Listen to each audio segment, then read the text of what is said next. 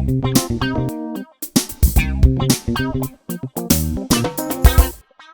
And नमस्ते everyone, मैं हूं आपका होस्ट सूरज सावंत और आप देख रहे हैं मोटो वर्ल्ड इंडिया।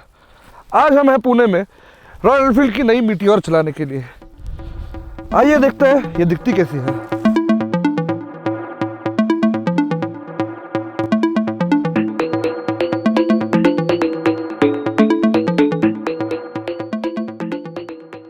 अब कुछ अनजान लोग कहेंगे कि ये तो वही थंडरबर्ड है, दिखने में तो थंडरबर्ड जैसी ही है। मैं आपको एक सिंपल भाषा में समझाने की कोशिश करूंगा। शायद आप सबने पोकेमॉन देखा होगा, आप सबको पिकाचू भी पता होगा। पिकाचू का विकसित रूप राइचू था, उसी तरह थंडरबर्ड का विकसित रूप मीटियोर है। आइए देखते हैं इस विकास में क्या क्या बदलाव आए हैं। आज जो हम गाड़ी रिव्यू कर रहे हैं वो है मीटियोर सुपरनोवा। ये टॉप वेरिएंट है इस गाड़ी का। इसके दो और वेरिएंट भी है, फायरबॉल और स्टेलर, जिसमें फ़र्क इतना होगा कि Stellar will come with a backrest and Fireball में बैकरेस्ट और ये विंडशील्ड मिसिंग रहेगी। आइए अब इस डिज़ाइन की तरफ देखते हैं सुपरनोवा की। बात करते हैं उन चीज़ों के बारे में जो थंडरबर्ड से मीटियोर के विकास में बदली है। सबसे पहली चीज़, ये मैगव्हील्स जो है वो अब डायमंड कट फिनिश में आते हैं।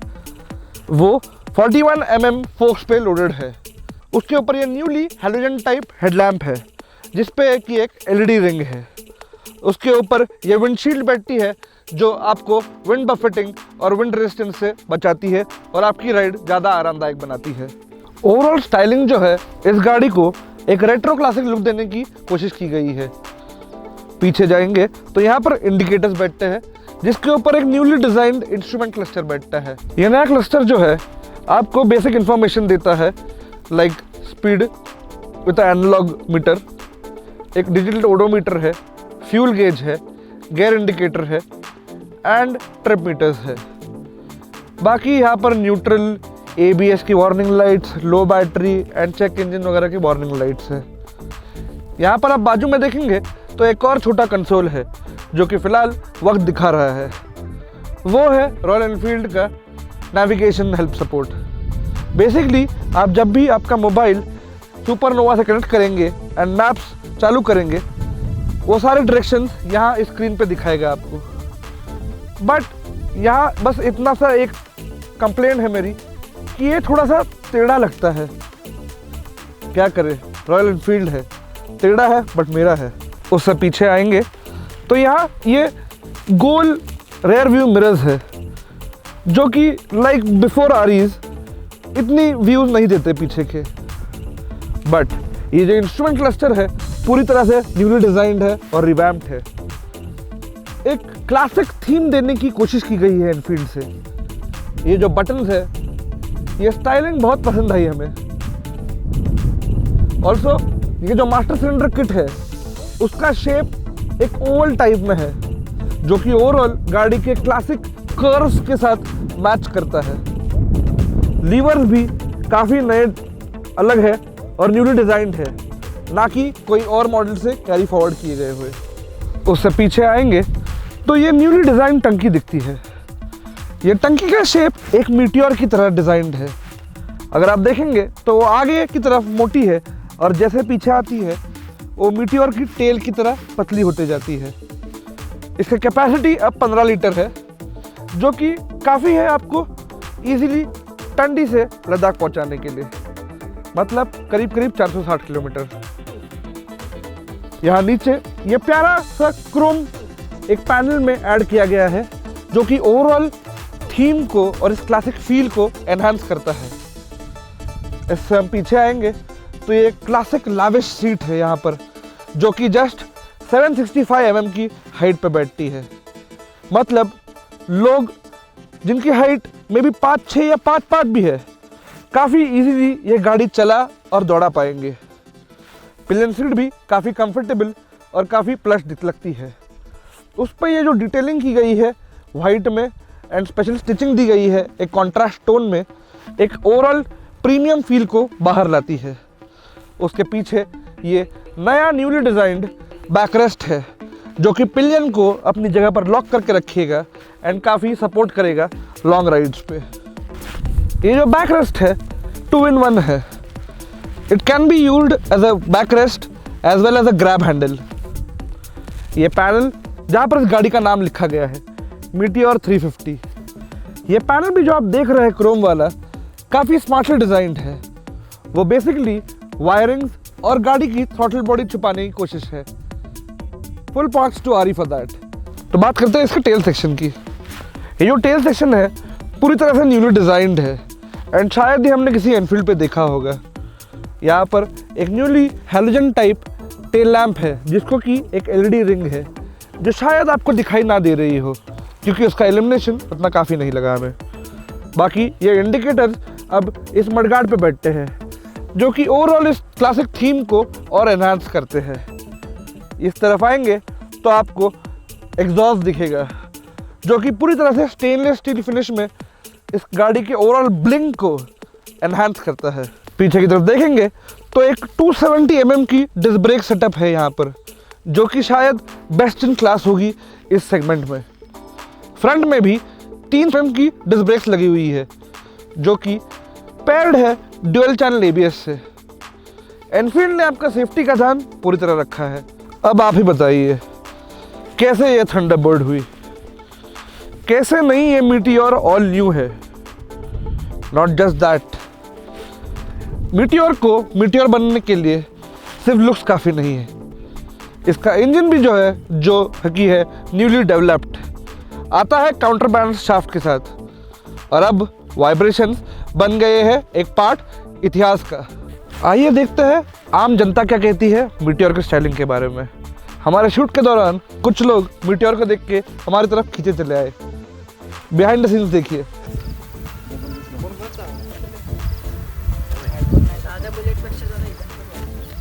हाँ, थंडरबर्ड और क्लासिक का थोड़ा मिक्स लग रहा है। क्रॉस नहीं। आइए अब बात करते हैं इसके नए इंजन के बारे में। यह नया 349cc इंजन पूरी तरह से एक स्क्रैच से डेवलप किया गया है। आप मैग्नेट कवर देखेंगे तो आपको इंटरसेप्टर 650 की ज़रूर याद आएगी क्योंकि ये काफ़ी सिमिलर है। उसी लर्निंग्स को लेकर एनफील्ड ने एक काउंटर बैलेंस शाफ्ट और सिंगल ओवरहेड कैमशाफ्ट की टेक्नोलॉजी यूज़ की है जो कि एनफील्ड को पुश रॉड्स के ज़माने से अब आगे ले आता है। ये इंजन पूरी तरह से वाइब्रेशन फ्री है और राइडिंग के एक्सपीरियंस और प्लेजर को और एनहांस करता है। ये इंजन 20.2 bhp और 27 Nm टॉर्क डिलीवर करता है जो कि अगर होंडा हाइनेस से कंपेयर करें जो कि इसका आने वाला कंपेटिटर है उससे 3 Nm टॉर्क और 1 bhp पावर कम है। बट एनफील्ड और होंडा ये दो अलग ब्रीड है। शायद ही कभी दोनों एक दूसरे को मैच कर पाए और शायद ही एनफील्ड का जो सर्विस और राइडिंग कम्युनिटी का जो सपोर्ट है वो शायद ही कभी होंडा कमा पाए। ये इंजन जो है 35 kmpl का एवरेज देता है और आपको 0 से 100 15 सेकंड में ले जाएगा। इस इंजन की सारी ताकत मिड रेंज में दी गई है, इसीलिए आपको 40 से 80 ये जो स्पीड्स है काफ़ी आरामदायक और काफ़ी रिलैक्स्ड लगेंगे। इंजन 100 kmph के ऊपर थोड़ा स्ट्रेस ज़रूर लगता है बट तभी भी वाइब्रेशन नाम की कोई चीज़ नहीं है यहाँ। और क्या नया है एनफील्ड मीटियोर में? ये जो पूरी चेसी है जो आप देख रहे हैं शायद लगने में थंडरबर्ड जैसी ही लग रही हो बट ये पूरी तरह से न्यूली डेवलप्ड है। ये ट्विन क्रेडल फ्रेम गाड़ी को ओवरऑल ज़्यादा बैलेंस्ड बनाती है और कॉर्नर्स और ओवरऑल राइडिंग में काफ़ी इजी एंड कंट्रोलेबल बनाती है। ये जो मैगव्हील्स भी है वो पूरी तरह से नए हैं और उन पे अब डायमंड कट फिनिश है। ये जो नई एनफील्ड मीटियोर है अब आती है सीएट के टायर्स के साथ। आगे है 100-90-19 का टायर और पीछे है 140-70-17 का टायर। ओवरऑल ये आपके राइडिंग एक्सपीरियंस को बहुत ही ज़्यादा कॉन्फिडेंस इंस्पायरिंग बना देता है क्योंकि ग्रिप और ट्रैक्शन हर वक्त no matter what road you are riding काफ़ी अच्छा डिलीवर होता है। ये जो सस्पेंशन भी है पूरी तरह से न्यूली डेवलप्ड है और आपके कंफर्ट को एनहांस करने का काम करते हैं। ओवरऑल ये एनफील्ड मीटियोर पूरी तरह से विकसित हो चुकी है अपने थंडरबर्ड के रूप से। क्या आपको अब भी थंडरबर्ड और मीटियोर सेम लगती है? ये तो हो गई डिज़ाइन और फीचर्स की बात। आइए देखते हैं मीटियोर राइड एक्सपीरियंस किस तरीके से अच्छा या अलग डिलीवर करती है। Let's go for ride guys.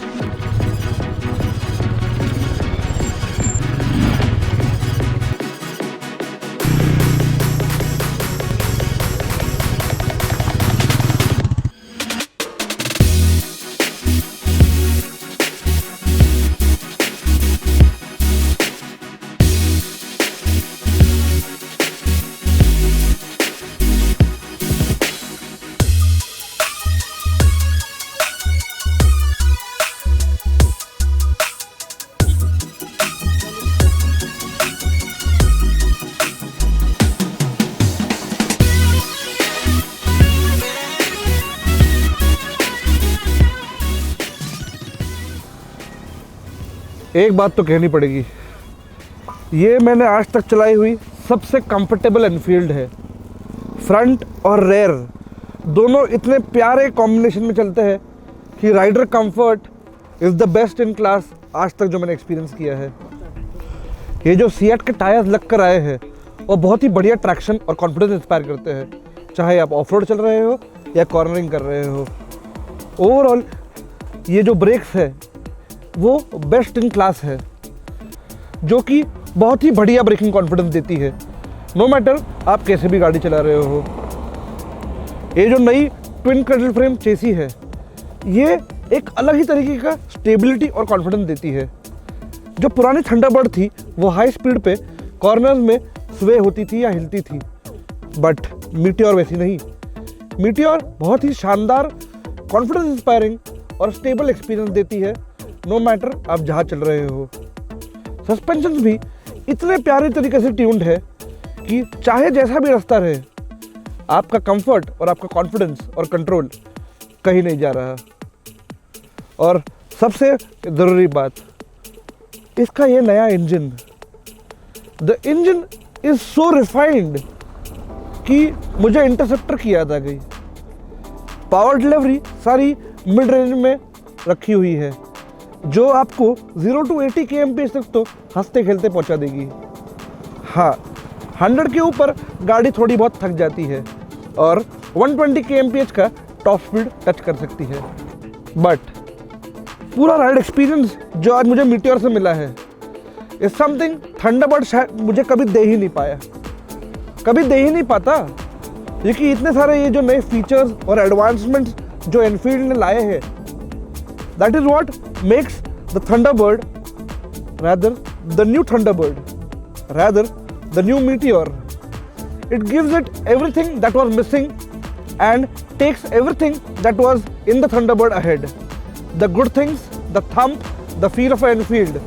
The bad things, the vibration, the instability and comfort is nowhere now.